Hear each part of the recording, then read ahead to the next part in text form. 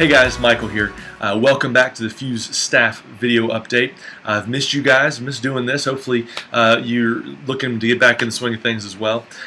So here we are to inform and encourage you with things that are going on. In just a minute we're going to get into God's Word for just a moment, but right now let's start with the inform. This Sunday we have our first staff meeting of the school year. It is directly after the second service, so right around 12 o'clock-ish, downstairs in the high school room.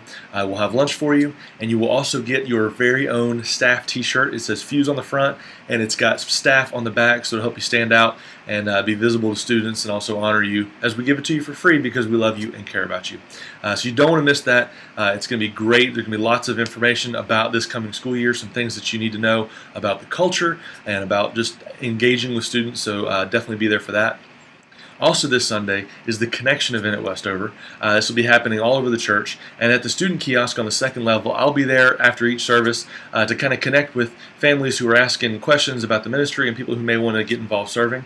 If you are available in between services, just stop by and say hi and maybe meet some families that are looking for connections for their students. One of the reasons we're giving you these special t-shirts at the staff meeting on Sunday is that next Wednesday is the Fuse Fall Kickoff. We'll be combined with Impact. We're going to have huge inflatables, free hot dogs, and Kona Ice is coming, and so students can buy those snow cones again, as we did several times this summer. And we need your help to make this happen. We're going to be staffing the different events and elements that are there. So that's part of why you get the t-shirt. We need you to wear those on Wednesday so that you're very visible to the students, that they know who's in charge and who's there to help them and help run things. So please wear those this Wednesday. And if you have not yet, please email Elisa to confirm that you'll be able to help and when you'll be able to help with the kick.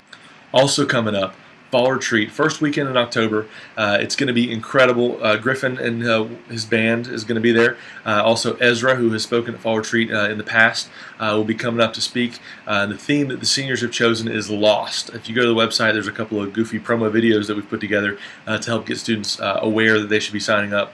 But if you have not yet told Lindsay that you're able to go, we definitely need you to be there. And if you've been before, you know the incredible opportunity it is to connect with students, especially once school starts. They're kind of everywhere with their calendar, so we'll get them on this retreat. It's a great chance. You get so much ministry, so much engagement over the short weekend that we have with students. So it's definitely something you need to be hopefully trying to be at. But let Lindsay know if you have not already let her know that you can be there. Since about mid-July, we've been having this experience on Sunday mornings called Crossover. This is just for rising freshmen as they have been transitioning into the high school ministry. It's such a cool experience, such a neat concept that helps us relationally connect with these students as they're entering our ministry.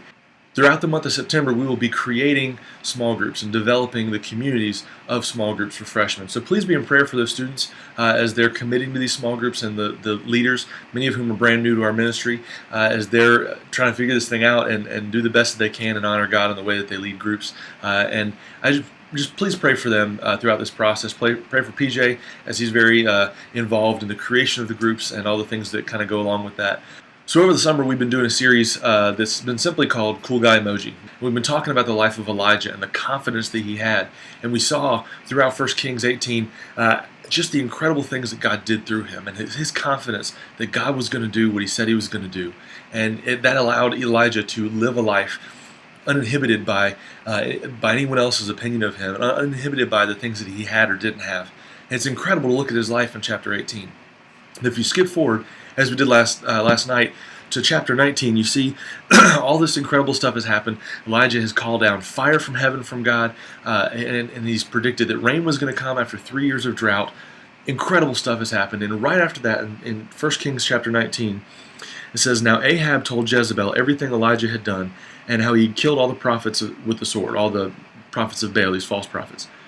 So Jezebel sent a messenger to Elijah to say, 'May the gods deal with me, be it ever so severely, if by this time tomorrow I do not make your life like one of them.'"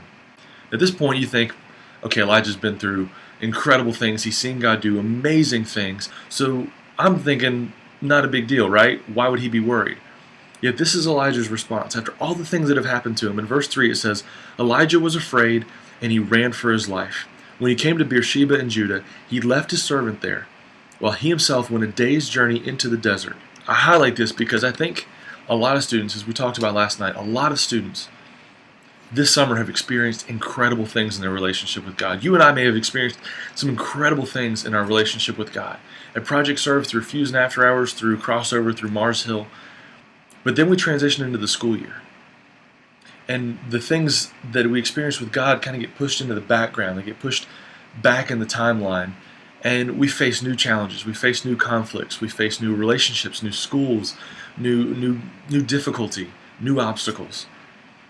And it's so tempting and it's so easy for students, especially in this season, to see the conflict, to see the tension, to see the obstacles, and to run. And not just to run away from the problem or the difficulty, the obstacle, but to run from their community. Elijah left, went and dropped his servant off in the town, and he went another day into the desert. And he isolated himself, and he made himself alone.